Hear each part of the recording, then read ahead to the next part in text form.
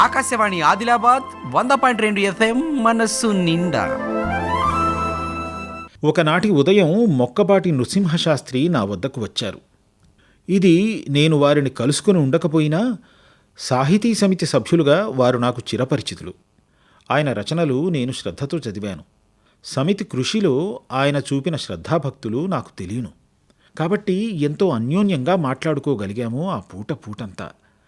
ఆయన ఎడింబరో నుండి తిరిగి వచ్చి కొన్నేళ్లైనా అనేక విషయాల్లో ఆయన పాటిస్తున్న కొలతబద్ద ఇంకా పాశ్చాత్య సంప్రదాయ సిద్ధమైనదే. విదేశానికి వెళ్ళకపోయినా నాకున్నూ అనేక విషయాల్లో పాశ్చాత్య లక్షణాలు రుచిస్తాయి. మేమిద్దరము కలిసి సమకాలిక ధోరణులను తీవ్రంగా విమర్శించేవారము. లోకం మరమ్మత్తుకు పూనుకున్నామనుకున్న వారము మేమిద్దరము ఆ రోజుల్లో. మొక్కపాటి నృసింహశాస్త్రి మరికొన్నాళ్లకి తాను నెలకొల్పబోయే శక్తి అనే కొత్త పత్రిక గురించి నాతో ప్రస్తావించారు. London mercury, review of reviews ఇటువంటి పత్రికలే ఒరవడిగా గల నేను వెంటనే అవును, అన్ని విధాలా సర్వాంగ సుందరమైన మాసపత్రికను వెలయించాలి మీరు అన్నాను. అందుకు కావలసిన సహాయము నా చేతనైనంత చేస్తాను నేను అన్నాను. శక్తి 2-3 సంచికలు కాబోలు నడిచింది. పత్రిక అచ్చై వచ్చేసరికి అది నృసింహశాస్త్రి ఆశించినట్టు రూపొందలేదు, నేను అనుకున్నట్టూ లేదు. నా మనస్సులో నిర్మించుకున్న స్వరూపానికి సంచిక స్వరూపానికి గల వ్యత్యాసం చూడగా ఎంతో ఆశాభంగమైనది నాకు. కానీ తర్వాత తెలుసుకున్నాను, ఒక చక్కని పత్రిక నెలకొల్పి సాగించడం మాటలు కాదని, ఒకరిద్దరు వ్యక్తుల అపారమైన ఆవేశంతో గాని నిరంతర కృషితో గాని ఇటువంటి పనులు నెరవేరవని. ఆశలు ఆకాశాన్ని అంటవచ్చు, అవి ఆచరణలోకి వచ్చేసరికి 1,00,000 ఆటంకాలు వస్తాయి. ఒకానొక ఇన్సూరెన్స్ కంపెనీ కార్యదర్శిగా ఉన్న ఆ రోజుల్లో నా వ్యాసంగం అంతా ఎంతో సాహిత్యపరంగా ఉండేది. స్నేహితులందరితోనూ ఎక్కువగా సాహిత్య విషయాలే మాట్లాడుతూ ఉండేవాడను. ముఖ్యంగా బంగారు వీరరాజేశ్వరరావు తరచూ కవితా విషయాలను గురించి ఎంతో చెప్పేవాడు. అతడు కవే. అందరూ ఆధునిక కవులు అతనికి సుపరిచితులు. వారి రచనలు చక్కగా అవగాహన చేసుకున్నాడు.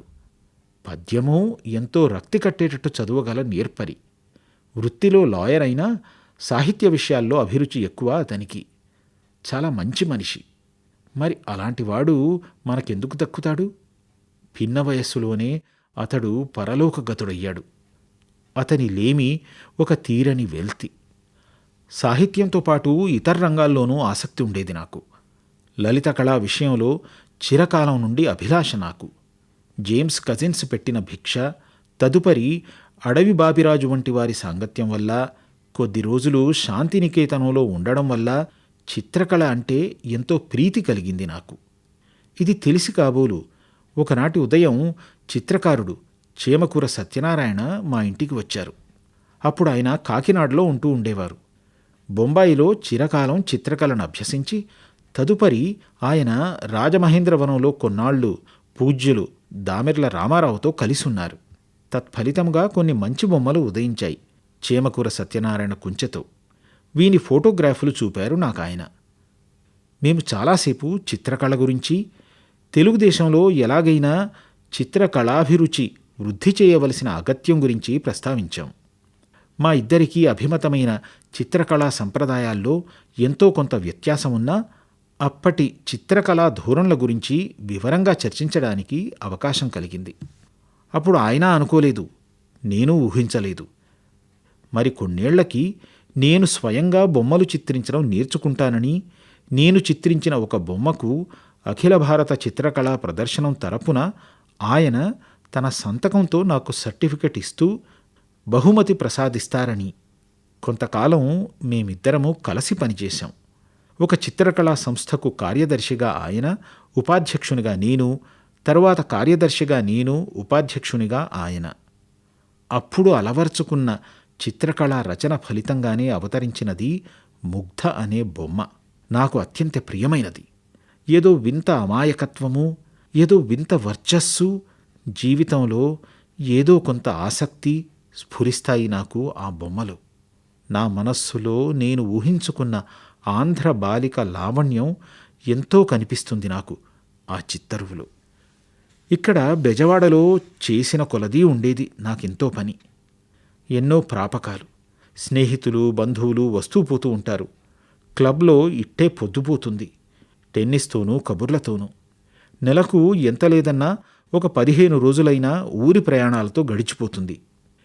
ఎడతెరిపి లేని ఇట్టి జీవితంలో ఒంటరితనం ఉండకూడదసలు.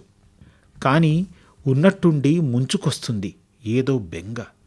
ఎన్నడూ అనుభవించిన మధుర క్షణాల జ్ఞాపకం.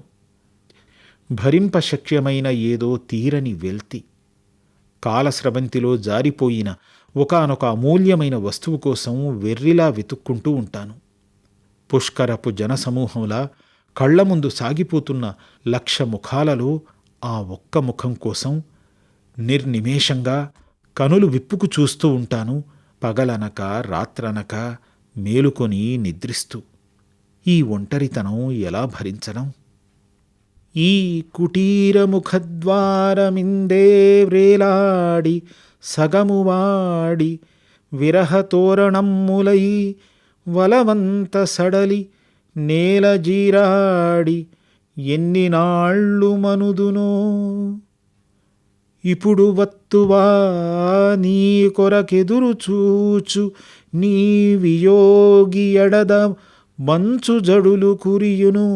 మాపేమో రేపటికో వెడలిచనును నిదుర మునుగునో.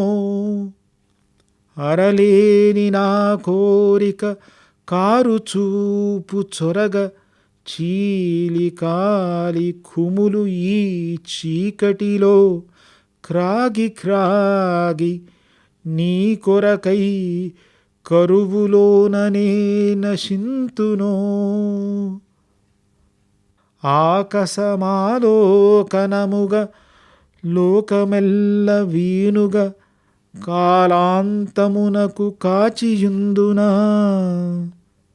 ఆశలేని ఆశకు ప్రాణాంతమేని వేచియుందునా. చివురింపదో చైత్ర శుభోత్సవ విభాత కళ్యాణము ఈ దరిద్ర హేమంతమున. ఎంత బాధపడుతూ అన్నాడో ఈ మాటలు స్నేహితుడు కృష్ణశాస్త్రి. అంత బాధ అనుభవిస్తున్నాను నేను. ఆకలితో పాటు నేను ఆ రోజుల్లో దరిద్ర హేమంతంలో వసంతోదయానికై వేచియుండి నిరీక్షిస్తున్నాను. ఎప్పుడు చిగురిస్తుందో చైత్రం. వలపు నిండార విరిసిన పారిజాత కుసుమములు నేలరాలు వేకువలయందు ప్రసవశయ్యాపదముల నీ పాదయుగళి కదలెనో. నాదు హృదయమే కలతపడెను. కాని పలుమారు నా కందరాని వస్తువేదియో దూరము నుండి ఎలుగులెత్తు. పరిమళపరీతమైన నీ ప్రణయవార్త భూనభోంతరాళమ్ముల పులకరింప. బహుళ మందార గంధలోభమున దిరుగు మధుకరము వోలె హృదయమున్మత్తమయ్యే పరవశమైన భావ ప్రపంచమందు బందినై ఎన్ని నాళ్ళుండవలెనో ఏమో. దీపికలు లేని వాకిళ్ళు తెరచి నాదు తలపులొక్కొక్కటే నిన్ను దరియబోయి తిరిగి వచ్చుచుండును. పందిళుల క్రింద కేళి తిరుగాడు పెండ్లి చుట్టాల రీతి. మిత్రులు అబ్బూరి రామకృష్ణరావుకు ఇప్పుడు ఈ పద్యం వినిపిస్తే ఎంతో సున్నితమైన భావాలు, మాటలు ఎంతో చక్కగా కుదిరాయి. ఎవరు రాశారో అని ఆశ్చర్యపోవచ్చు. అంతగా మారిపోయింది ఆయన జీవితం ఈ 40 ఏళ్లలోనూ. అయితే ఒకటి, అతని కవి హృదయం మాత్రం మారలేదు. జీవన సమస్యలనే చెరుకు మర సున్నిత భావాలను, ఆర్ద్రతను పీల్చి పిప్పి చేసి పారవేసిన.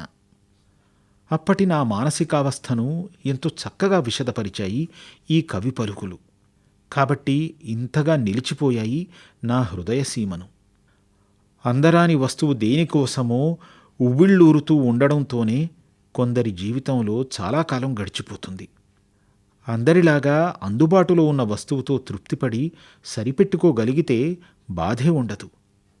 ఫలసిద్ధి కలిగినప్పుడు అవతరించే ఆ విపరీతపు తన్మయత్వాన్ని ఊహించుకోవడంతోనే కలుగుతుంది అసంతృప్తి, ఆవేదన.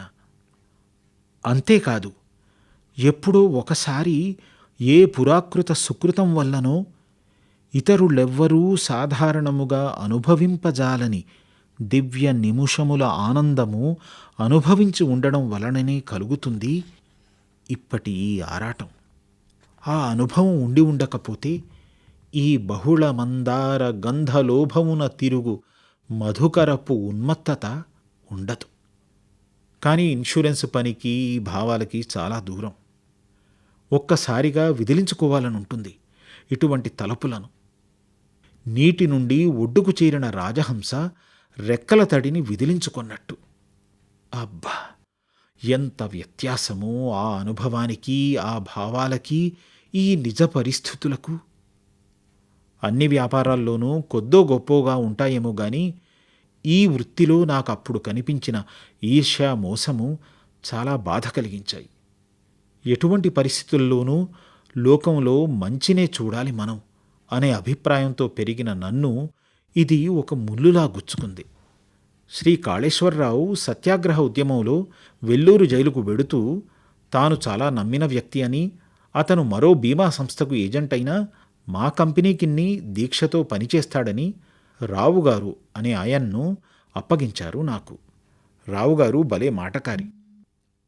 ఎవరన్నా అతి నిర్లక్ష్యము, తనకున్న ఆత్మవిశ్వాసం వల్ల. తాను ఉడతాభక్తిగా స్వరాజ్య ఉద్యమంలో పాల్గొన్న కారణంగా తెలుగుదేశంలో ఉద్యమ నాయకులను అందరినీ ఆయన బాగా ఎరుగును. పట్టాభి మొదలుకొని పేద వాలంటీర్ వరకు రావుగారి మాట తప్పక పాటిస్తారట. కాళేశ్వరరావు లేరనే వెళ్తుంచుకోకు నీ మనస్సులో.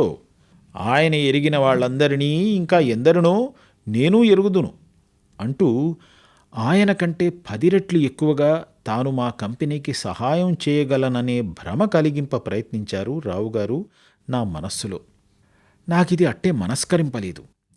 కాని ఏ ఏర్పాటును ఇట్టే కొట్టివేయకూడదు అనే భావంతో నేను ఏమీ అనలేదు. ఆకాశవాణి ఆదిలాబాద్ 100.2 FM మనస్సు నిండా.